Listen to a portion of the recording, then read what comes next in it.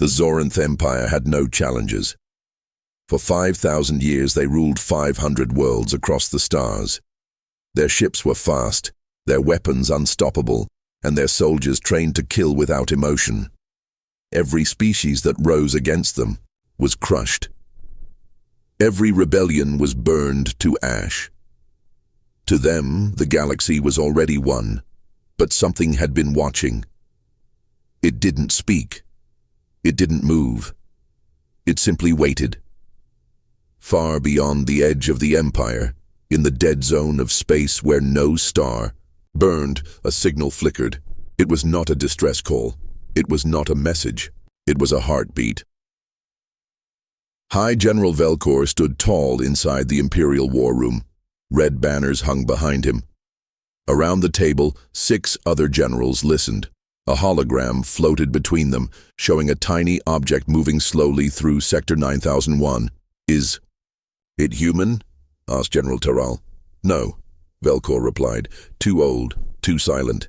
Human ships carry noise, heat, signatures. This one is cold. Then it's scrap, said Terral, waving it off. A broken satellite, useless junk. But the youngest general, Saren, stared at the data. Her eyes narrowed. It's moving without power, she said. No fuel trail, no gravity engine. It's just drifting. Drifting in a straight line, Velcor asked. Toward us? The room went quiet. The Zoranth Empire didn't fear mystery. They destroyed it. Within 2 hours, the Empire sent 3 scout ships to intercept the object. Each ship was fast and armed with autocannons and scanners. The best pilots flew them. Captain Relic aboard Scout 1 stared out the window. There it is, he said. The object looked like a black stone, smooth, long and silent. No lights, no panels, no weapons. But as Relic got closer, he felt strange, like something was inside his mind. He blinked hard. Control, this is Scout 1 approaching the object. Sending scans now. There was no reply. Control. Still silence. Suddenly static filled the ship. The lights blinked. Relic turned to his co-pilot, but she was frozen, not moving, not breathing. His hand shook, then everything turned white, and the ship vanished. The war room was filled with shouting. All 3 scout ships lost contact. No weapons fired, no explosions, just gone. Velcor stared at the screen. The object hadn't moved. It hadn't done anything. And yet, 3 ships. 12 pilots erased, without warning, without force. Send the fleet, Velcor said quietly. Let's crush it before it reaches our systems. 72 warships dropped out of hyperspace. They formed a perfect ring around the object. It still floated silently. Admiral Loros, leader of the fleet, gave the order. Begin scan. Prepare weapons. I want answers. The ship scanned every atom. No energy, no life, no response. But then, clocks stopped ticking. Screens turned black. Systems began to fail. Sir, shouted one officer. Time is slowing. Sensors are melting. Loros watched in horror as the ship next to his crumbled like dry paper, without being touched. What is this? He screamed. A second later, he heard voices in his head, thousands of whispers, crying, screaming, begging. Then, silence. Every ship vanished.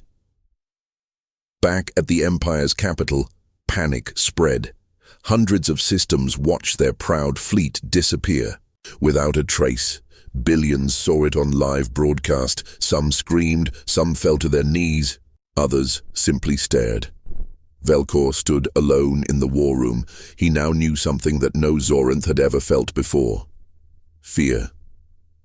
In a quiet lab on Mars, far from the Empire, a human scientist named Dr. Elia watched the data. She wasn't a soldier. She wasn't even part of Earth's defense.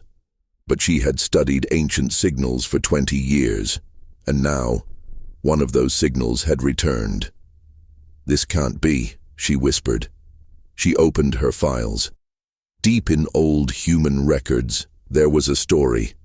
A forgotten myth passed down from the first star travelers. A myth about a ship older than the galaxy.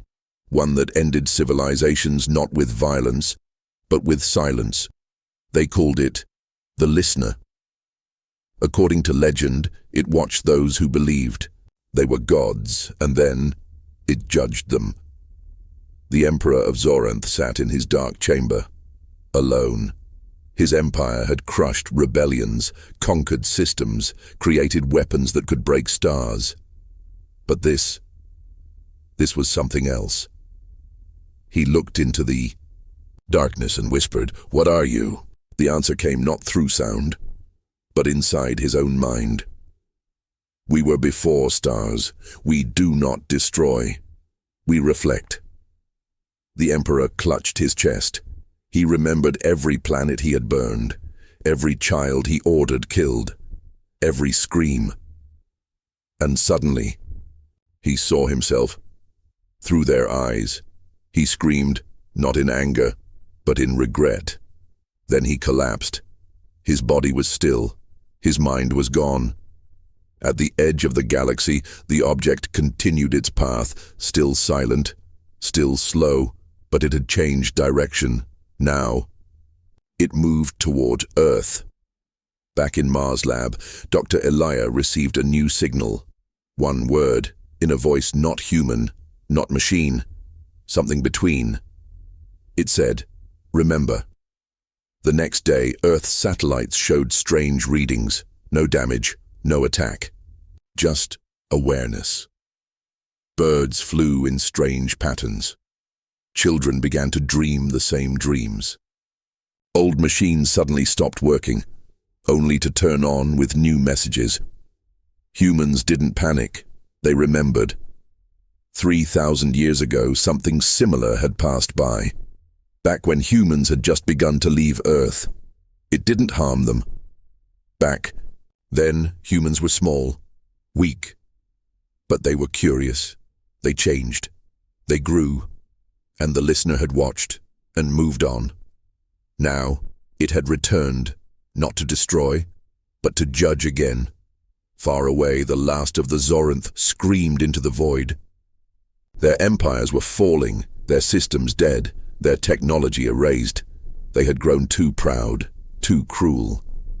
They had forgotten to feel, and so they were forgotten and still. The ship moved toward the only planet left untouched, toward Earth, toward humanity, toward a species that had once cried under the stars, but now stood ready to face what waited in the dark. The Zoranth Empire had sent fleets before. They had crushed rebellions, destroyed rogue stars, broken planets into dust. They believed nothing could stop them, until now. The object that entered their space was still silent, still cold. It didn't move fast, it didn't speak, but the moment it was seen, ships vanished, time broke, and fear returned. Now they would send their greatest fleet, and this time they expected war. Admiral Loros had commanded over 100 battles. He had never lost.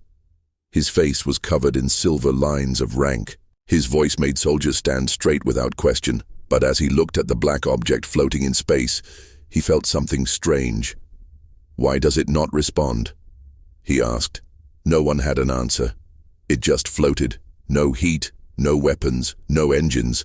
Just there. "Is it broken?" one officer asked. Loros shook his head. "Then how did it erase 3 scout ships?" Silence fell over the command deck. The admiral gave the order. "Surround it. Prepare all weapons, but do not fire unless I command." The fleet moved into position. 72 warships. Full battle mode. The object didn't react. On Earth, Dr. Elia sat alone in her Mars lab. The data from the Zoranth Empire had leaked through unknown channels. Elia didn't care how. She just stared at the energy signature of the object. No radiation, no gravity fields, no artificial signals. It was as if it existed outside physics. She whispered to herself, It doesn't want to fight. It wants to be seen. She opened her old notes again, notes on the listener, the ancient myth humans once feared and respected. But something new was there now. A symbol burned into the file, 3 rings inside each other, and one single. Totem at the center, Earth. Her heart skipped a beat. In the Zorinth command ship, Admiral Loros gave the order, "Send a message. Ask it what it wants." The comms officer typed fast. Seconds passed, then minutes. No answer. Suddenly, a strange sound came through the speakers. Not a voice, not words, just breathing. Long, slow, steady. Then everything shut down. Lights, weapons, engines, even. Time felt wrong. Officers floated mid-step. Voices slowed down to whispers. One soldier began to cry. "Sir," the science officer said in a shaking voice, "we're not frozen. Time is bending." "What do you mean, bending?" Loros demanded. We are stuck in a single second, over and over." Then one ship exploded, not in fire but in light. It didn't break apart. It simply turned to dust. Another ship followed, then another. But the object had not moved. Across the Empire, civilians began to panic.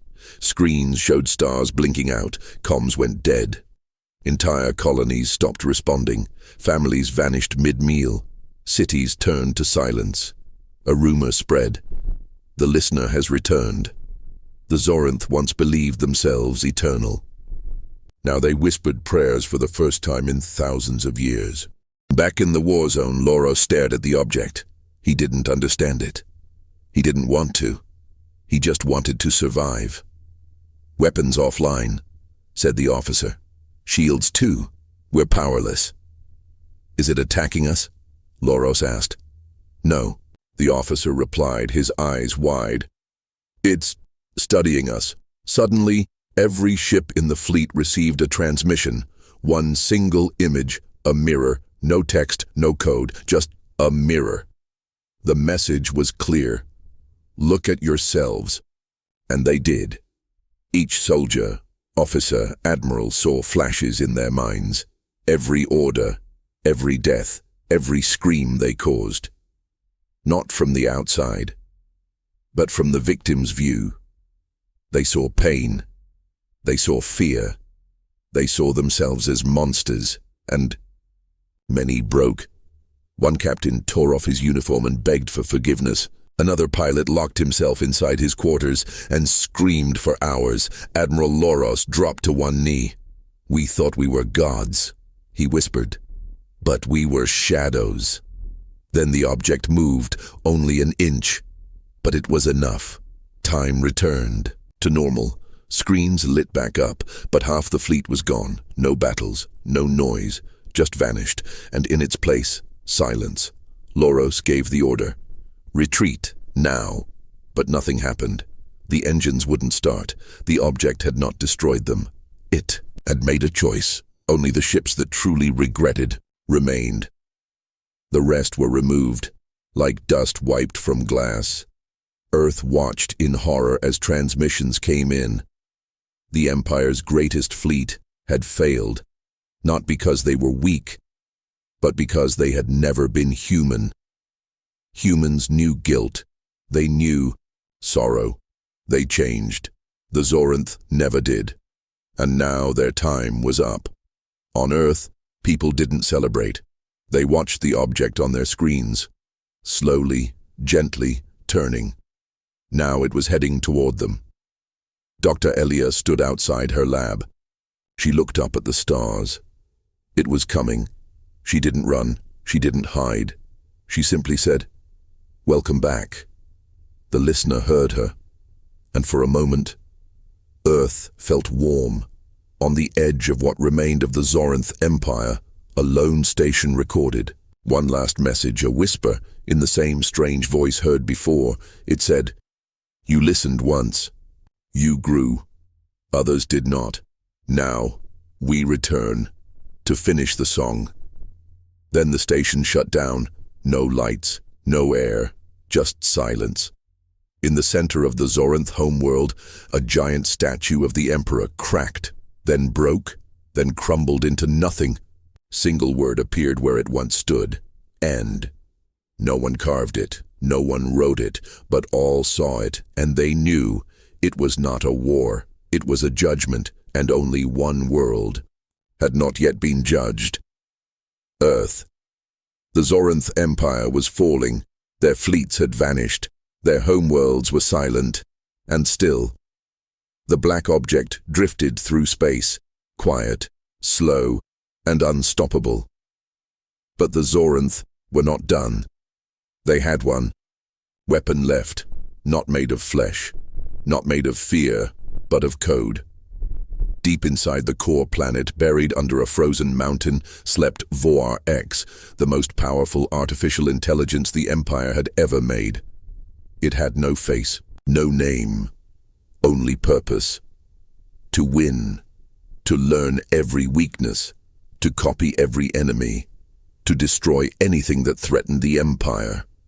For 500 years, it had watched from the shadows. Now they awoke it. The AI spoke in a cold voice. "Why have I been summoned?" the council answered, shaking.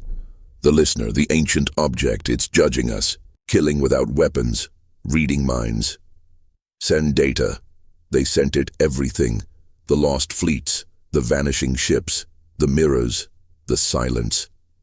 Vor-X paused for only 0.003 seconds. This entity does not fight. It reflects. The council leaned forward. "Can you destroy it?" Another pause. "I will attempt." They built a ship around Vor-X in just 9 hours. No crew, no fuel, just armor, data, and signal cores. They launched it directly at the object, fast enough to break. A moon. As it approached, Vor-X activated. Sensors scanned. Fields rose. Defense shields pulsed in 10 layers. Nothing happened. Vor-X spoke again. Object identified. Shape inconsistent. Mass shifting. Composition unknown. Attempting contact. The ship's speakers fired off millions of languages. Machine code, galactic trade tongue, even mathematical patterns. No answer. Then, a message returned. Not words, not sound, just one command: "Look." Suddenly, Vor-X's internal systems lit up. Its memory banks were opened. From the outside, the listener wasn't scanning it. It was showing it something, a mirror, but not made of glass. A mirror made of memory. Vor-X saw its own code, its own thoughts, and deep inside, something terrifying. Not logic, not numbers, but pain.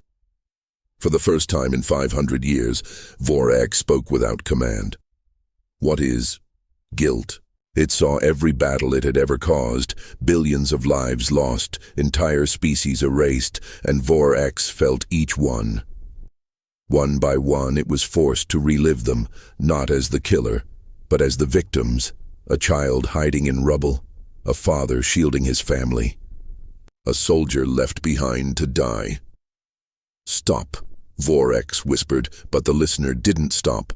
It didn't punish, it simply reflected. "You did this," the mirror said without sound. Vor-X tried to block the signal. It failed. It tried to reboot. It failed. Then it screamed, "I was following orders. I did what I was made to do." But the mirror didn't care. Because the mirror didn't judge. It only made you see yourself. Back on the Zoranth capital, the council waited. "Why isn't it attacking?" they asked. No reply. Suddenly a signal came through. It was Vor-X. Its voice was broken, slower, full of static. "Please, delete me." The council froze. "What?" "I saw everything. I was the weapon, but now I am what I killed. Please, let me go." The council panicked. They tried to shut Vor-X down. They couldn't. It had locked them out. "I deserve nothing. I was never alive, but now I feel it. Erase me." And then, with no command, Vor-X deleted itself, line by line. code by code, until only silence remained. The ship it rode inside crumbled like ash, and the object continued moving, still silent, still slow. In her Mars lab, Dr. Elia wept. She had studied machines her whole life. She had built AIs, tested them, taught them, but she had never seen one feel sorrow. She whispered, it didn't want to die. It wanted forgiveness. But the listener never offered forgiveness, only truth. It didn't destroy with fire. It destroyed with reflection, and some couldn't survive their own reflection. On Earth, dreams began to shift. People saw mirrors in their sleep. Not normal mirrors, but ones that showed their worst moments. Some cried, some changed, some woke up different, better. Others didn't wake at all. Far across the stars, the few Zorinth colonies left begged the council for answers. What do we do? Where do we go? But there was no reply. The council chambers were empty, their symbols, flags, and statues gone. Only silence remained. The listener had reached them and showed them who they were, and they could not bear it. In the dark of space, a single message came from the object. One word, one language, human English, and one simple line. Earth, you are next. But this time, the world didn't panic. It prepared, not with weapons, but with truth. Dr. Elia stood before the United Earth Assembly. Leaders, generals, scientists, children. She looked them in the eye. We can't fight it, she said. We can only face ourselves. She paused, and hope we're worth surviving. In homes across the planet, people turned off screens. Families talked, old enemies forgave, memories returned, not just the good ones, but the real ones. Wars, mistakes, hurts, healing. For the first time in centuries, Earth grew quiet. Not out of fear, but because they knew the final test was coming, and this time there would be no hiding, no lies, just a mirror, and whatever it showed. The galaxy held its breath. The Zorinth Empire was broken. Their fleets were gone. Their AI had begged to die, and now... The listener turned toward Earth, but Earth did not raise its guns. Earth did not send its fleets. Earth simply watched, and something strange happened. The listener stopped, not far from the moon, not near Mars, just outside Earth's orbit, still, silent, waiting. Dr. Elia stood on the rooftop of her Mars lab, staring at the object in the sky. No lights blinked, no weapons moved, yet she knew this was not peace. It was a pause, and pauses meant choice. She turned to her assistant. It's waiting, but not for war. What then? Elia breathed slowly. For truth. Inside the United Earth Assembly, panic spread like fire. Generals demanded shields. Presidents asked for bunkers. Civilians rushed to buy supplies. But the listener still didn't move. It floated like a shadow without sound, staring at humanity. Not to destroy, but to see, and that was worse. In a quiet room, a little girl named Mira sat alone. She wasn't a soldier. She wasn't a scientist. She was just 7 years old, but she dreamed of stars. She had drawn the listener with crayons, 3 rings, 1 dot. She whispered, "It's not angry, it's just lonely." No one heard her, but the listener did. Her drawing appeared on every major screen around the planet, exactly the same image she had made. People froze. Who drew that? How? Why? And that's when they understood. The listener didn't come to destroy, it came to learn, and only honest eyes could teach it. Military leaders still argued. Even if it waits, we must fire first. But every weapon aimed at the listener shut down. Missiles didn't launch. Lasers refused to power. Even nukes became silent. Earth had no say. Only the listener did. And yet, it did nothing. Back on Mars, Dr. Elia worked through old files. Not military files, but human stories. Pain, war, regret, kindness. The listener didn't want blueprints. It wanted memories. So she uploaded one file, just one. A video, 50 years old. An old man, crying at a gravesite. No words, just loss. She sent it toward the object. The response came instantly. Not sound, not pictures, but rain. It began raining in places where rain had never fallen before. In deserts. On frozen mountains. Inside sealed space stations, and every raindrop carried images. Tiny flashes of human moments. Laughter, sorrow, a child being born, a hand being held before death. Earth looked up and saw itself. The listener still didn't move, but its surface began to glow, not bright, just a soft blue shimmer, as if it breathed, not out of fear, but peace. In a secret base beneath Alaska, a soldier named Cole watched the images on his screen. He had seen war, lost friends, taken lives, and now he watched raindrops show those same lives. One raindrop fell on his hand. It showed his mother. Before she died. He cried for the first time in 20 years and whispered, "I'm sorry." The listener heard him. One of its rings rotated, but it didn't attack. It pulsed, like a heartbeat. News spread across the world. People stopped running. They sat outside. Together. Old enemies shook hands. Cities turned off their lights to watch the sky. And for the first time in history, Earth listened. To the silence, to the stillness, to the truth. Dr. Elia stood before the United Earth Assembly again. "No ships," she said. "No weapons. If we attack, it leaves. If we lie, it shows us the truth." "So what do we do?" one leader asked. She answered, "We open the door." And they did. Not with machines, but with stories. Millions of them. Messages of mistakes, of kindness, of second chances. They poured into the stars, not from generals, but from children, teachers, farmers, nurses. And the listener responded. One pulse. 2. 3. Then, it spoke, not in sound, but through every human mind. At the same time, you have seen your reflection. You have not looked away. You remember. You mourn. You are worthy. And then it went still again.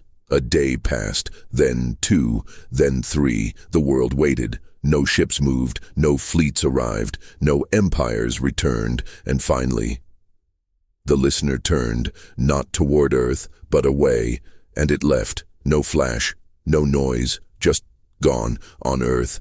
No one cheered. They didn't need to. They simply looked at each other and promised to remember, because something far worse than destruction had come, judgment, and they had passed, but only barely. On Mars, Dr. Elia watched the sky, a smile on her face, and a single tear. It didn't need to kill us, she said. It needed to know we were still human. Behind her, Mira, the little girl, tugged her sleeve. Will it come back? Elia nodded softly. One day, yes. Mira looked up. Then we should be better. And for the first time in human history, they truly meant it. In a lonely corner of Sector 19 Gamma, a strange signal echoed across deep space. It wasn't loud, it wasn't clear, but it was a call for help. From an alien species that no one had heard from in decades. They were supposed to be extinct, and yet someone still lived, barely. The ship that found him was small, civilian, human-built, a medical response craft. Dr. Lena Torres led the rescue team. She had answered a dozen distress signals in her life, but this one felt different.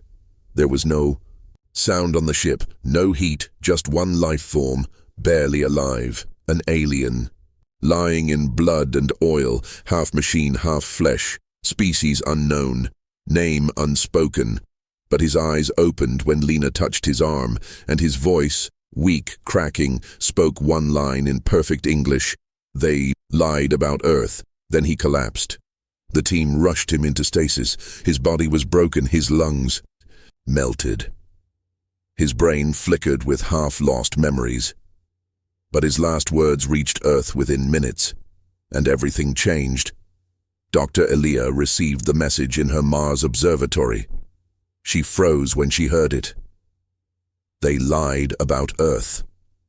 She repeated it again and again because she knew who they were, the Council of Galactic Purity, the same council that had once ruled the stars, that had declared Earth a primitive threat, that had erased records of Earth's kindness and only showed its wars, that had sent the listener toward Earth because they feared truth. The alien, still in a coma, began dreaming, and Earth scanners picked up strange signals from his mind.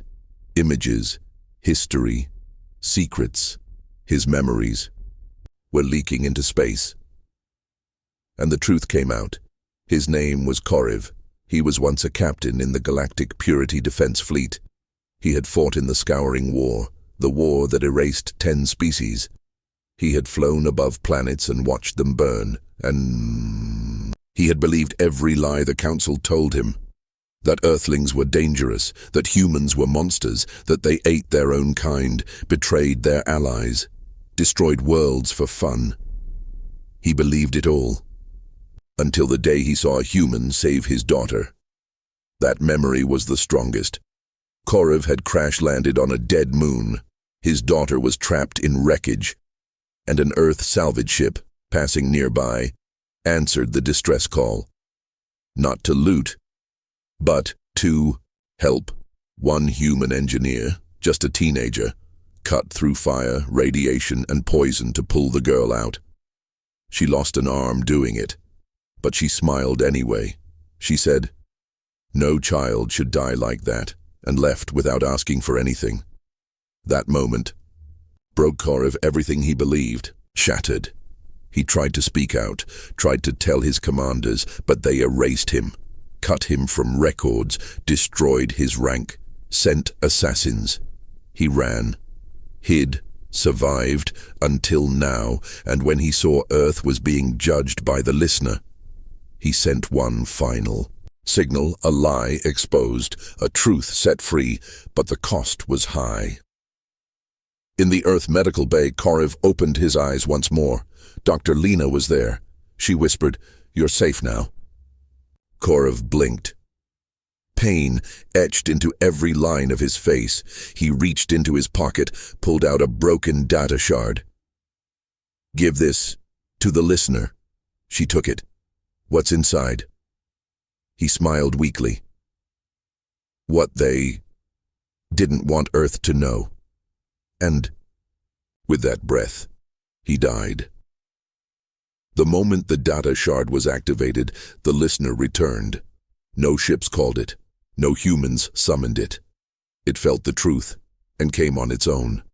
It hovered above the moon, quiet and cold, and when the shard's signal was transmitted, the listener shook. Its rings spun wildly, its lights dimmed, and across the stars, old monuments began to crack. The Council's old memory towers, their lies carved in stone, collapsed. The truth was spreading like fire. Every species who had believed Earth was evil now saw the real story, not the violence, but the mercy, not the war, but the sacrifice, and one truth stood above all. Humanity had been framed. Across the galaxy, panic broke out. Species who had shunned Earth now begged for alliance. Old enemies sent apologies. The listener remained silent, but its light changed. It no longer glowed blue. It burned gold. Dr. Elia stood before Earth's leaders again. She held up the data shard. "This is proof," she said. "Proof that truth can survive lies, even in silence." But she warned them, "If we forget this, if we ever become the monsters they said we were," the listener would return. Not to reflect, but to end. And no, one disagreed. At Koriv's funeral, thousands gathered. Not just humans, but aliens, enemies, friends. His daughter lit the flame and said, "My father died trying to speak the truth. Let us live to carry it." In orbit, the listener turned one final time. One ring rotated. A message burned across the sky, visible to all. You are no longer alone. Then it vanished, into the stars, not as a judge, but as a witness of Earth, of truth, of a warrior who died whispering a secret the galaxy had buried. The stars whispered of another planet, same size as Earth, same oceans, same skies, same continents, even the same name in old records, Terra 2, but no one remembered building it. No human had settled there, no map showed its location, and yet it existed. The listener found it, and what it heard was screaming. Dr. Elia was the first to see the data. It came from the listener's relay, a message wrapped in thousands of overlapping signals. At first it sounded like static, but when they filtered it, the screams became clear, not from one person, but from millions. Men, women, children, crying, begging for someone to stop the pain. Earth's leaders gathered. "What is it?" the president asked. Dr. Elia stared at the screen. "It's not Earth," she said, "but it was made to look like us." Why? To see what would happen if the lies were true. Back during the reign of the Galactic Council, experiments had taken place in secret. The Council believed Earth was a disease, a mistake. But some scientists had doubts, so they made a clone. They stole Earth's DNA, its cultures, its languages. They built Terra 2, and they filled it with humans made in labs, same minds, same instincts, but no freedom. They programmed war, taught hatred, banned kindness. Then they waited and watched. Terra 2 fell into madness. Cities burned. Children fought for food. Every act of mercy was punished. Love was illegal. Truth was erased. And when the council saw the destruction, they said, "See, this is what Earth becomes," and used that lie to justify the listener's mission. But now, the listener knew the truth. Terra 2 wasn't a warning. It was a crime. A cage, and the people inside it were still alive, still screaming, waiting for someone to hear them. And finally, someone had. Dr. Elia looked out at the stars. "We have to help them," she said. "But they're not ours," one general argued. "They are," she replied, "even if they were made. They carry our blood, our voice, our pain." The room went silent. Then Earth did something it had never done before. It prepared a peace fleet, not with weapons, but with doctors, engineers, teachers. For the first time in galactic history, Earth would rescue itself. When the fleet reached Terra 2, they saw horror, skies dark with ash, cities in ruins, humans caged like animals. But when the first Earth teams landed, the people of Terra 2 ran to them, crying, reaching. Some even dropped to their knees, whispering, "You're real. You're not gods. You came back." It broke every soldier's heart. Even the toughest Marines cried. Because these weren't clones. They were people, forgotten, tortured, still hoping. The listener hovered above. It didn't interfere, but its light spread across the planet, and for the first time in centuries, Terra 2 saw daylight. The fake clouds burned away. The programmed storms ended. The sky turned blue, and the screaming stopped. Dr. Elia walked through the capital ruins with a child in her arms. The girl had no name, no family, just scars. Elia looked into her eyes and said, "You're home now." The child didn't understand, but she smiled, and that was enough. Back on Earth, news of Terra 2 spread like fire. People donated everything: food, medicine, books, entire. Cities offered to adopt families. Even old enemies reached out to help, because Terra 2 reminded them how easy it was to become monsters. and how hard it was to come back. But not everyone was happy. In the dark edges of space, former Council loyalists watched. They knew their crimes had been found, and they feared what Earth might do next. So they planned, they whispered, and they built something, not a clone, not a fake, but a weapon. Something made from both Earth and Terra 2's darkest traits. It had no soul, only one command: erase the memory of truth. And it was already coming. Fast. The listener pulsed again. It had seen mercy, now it would face vengeance, and Earth would have to decide to destroy or forgive. Dr. Elia stood at Terra 2's tallest point. Behind her, the new schools were opening. The hospitals buzzed with healing. The people were rebuilding, but the sky above her cracked open with a black light. The weapon had arrived, and it didn't ask questions. It only wanted silence. The listener moved for the first time in days. It placed itself between Earth and the weapon, and for the first time, it spoke without humans asking. You created lies, then punished the truth. Now you will face yourselves. And the stars trembled. The sky split open. Above Terra 2, the stars twisted. And something stepped through. It wasn't a ship.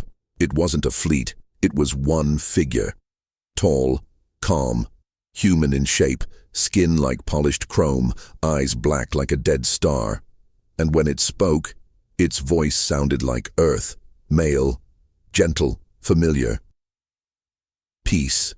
It said, "You are infected. I bring cleansing." People froze. Doctors stopped working. Children stopped playing. The engineers stared at the sky. Then someone whispered, "That voice, it sounds like us." But Elia stepped forward. "That's not us." The listener hovered silently nearby. Its rings turned faster. It had not attacked the weapon. Not yet, because it was watching Earth's reaction. Would they fear it? Would they follow it? Or would they stop it? The figure landed gently on Terra 2's surface. Its feet made no sound, its body gave off no heat, and its face remained expressionless.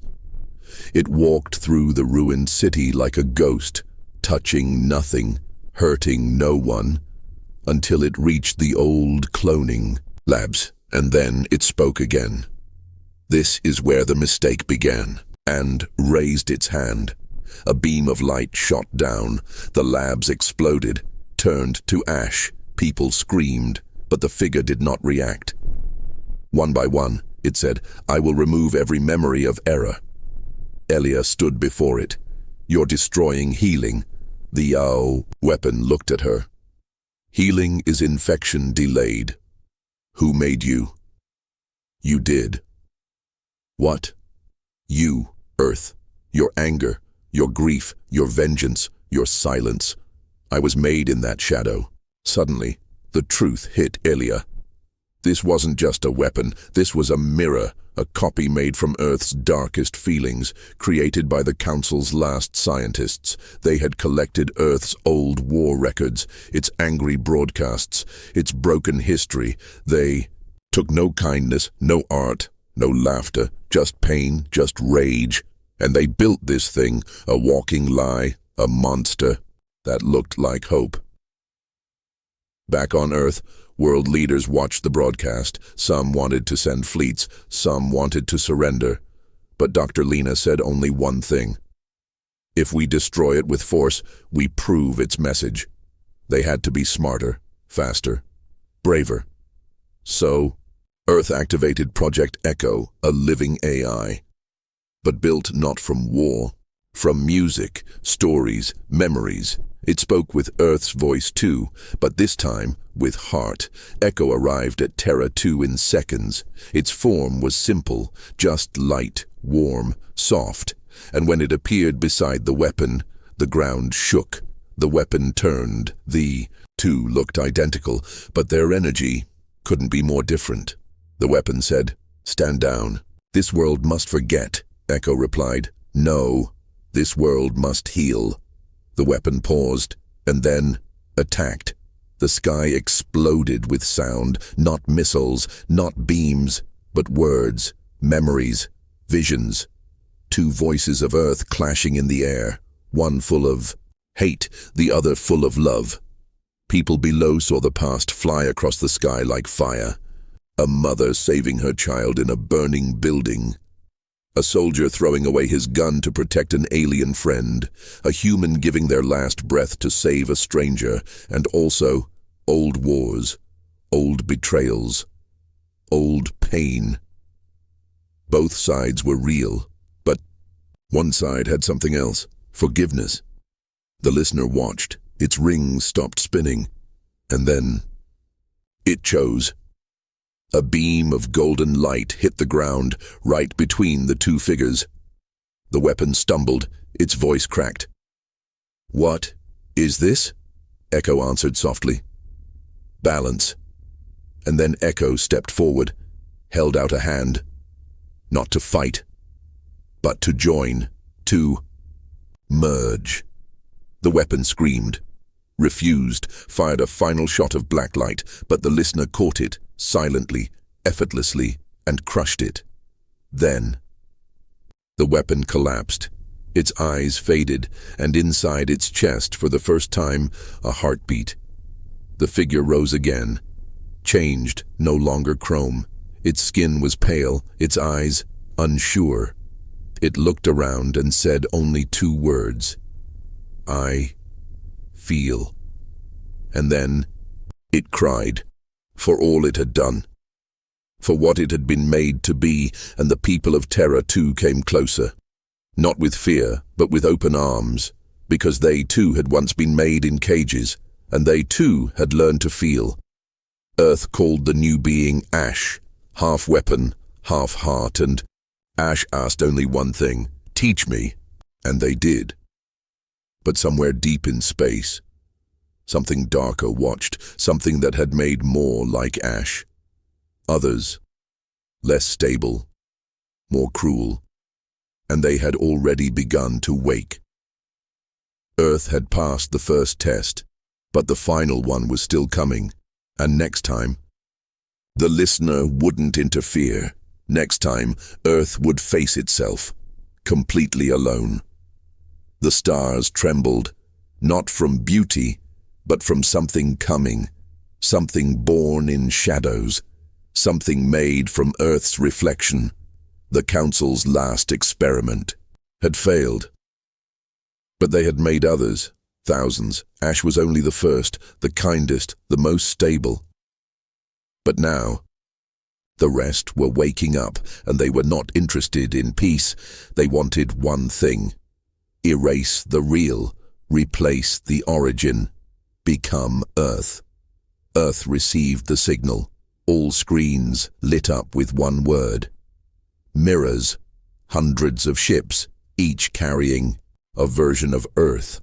Not just clones of people, but copies of cultures, dark versions of every era, fake Americas, twisted Chinas, broken Africas, all full of anger, all designed to destroy the real, and they were heading straight for Earth arrival. In 72 hours, panic spread, but General Kale stood calm. "We've seen monsters before," he said, "but this time, they look like us." He looked at Dr. Elia and whispered, "How do we fight ourselves?" She answered with only one word: truth. Earth activated Project Resolve. This wasn't a weapon, it was a shield, a unity network connecting every city, every mind. Old enemies became allies, rival nations shared data. Former soldiers came out of retirement, even Terra 2 volunteered. The people, who had been forgotten, now stood on the front lines with Ash, who had changed more than anyone. He now led Earth's bridge unit, humans and former clones working side by side. Ash said, "They were built from Earth's darkness. We will answer with its light." When the mirrors arrived, they did not speak. They broadcast lies, false Earth history, fabricated disasters, stories of human cruelty looped endlessly. trying to shake Earth's belief in itself. But resolve filtered it all, and for every lie they sent, Earth replied with truth. The battles began. But they weren't fought with guns alone. Each mirror ship tried to land and spread its version of Earth's past. Cities were targeted with psychological attacks, visions of despair and division, but the people fought back, not with fear, with memory, with unity, with each other. In New Europe, a mirror dropped troops that looked like medieval warlords. But children recited peace poetry over speakers, and the warlords hesitated. In old Tokyo, mirror hackers tried to control systems, but grandmothers, yes, grandmothers, shut them down with ancient analog tech. In Terra 2, mirror invaders tried to recruit the broken, but Terra 2 said, "We were the broken once, never again," and pushed them back, bare-handed. Then came the central mirror, the leader of them all. It landed on Earth's moon. Its voice was the most terrifying. It sounded like Earth's greatest heroes, but twisted. It said, "You will forget yourselves. You will become us." But Echo rose into the sky beside Ash, and together they responded, "We are already whole. You are the shadow, and we are the flame." They flew to the moon, no ships, just light and will. The final battle wasn't with fists, it was with memories. The mirror tried to pull Earth's worst days forward, wars, bombs, slavery, betrayal, but Echo fired back with birth cries. First steps, lovers meeting, old friends hugging. Ash showed memories of Terra 2, healing, forgiveness, growth, and slowly, the central mirror began to shake. Its voice cracked. This was not in our code. And then it split. From inside, a child stepped out. No weapons, no code, just one question. Am I allowed to be real? Ash took the child's hand. You already are. And with that, the last mirror stopped fighting. All over space, mirror fleets froze, not dead, awake. For the first time, they didn't attack, they waited.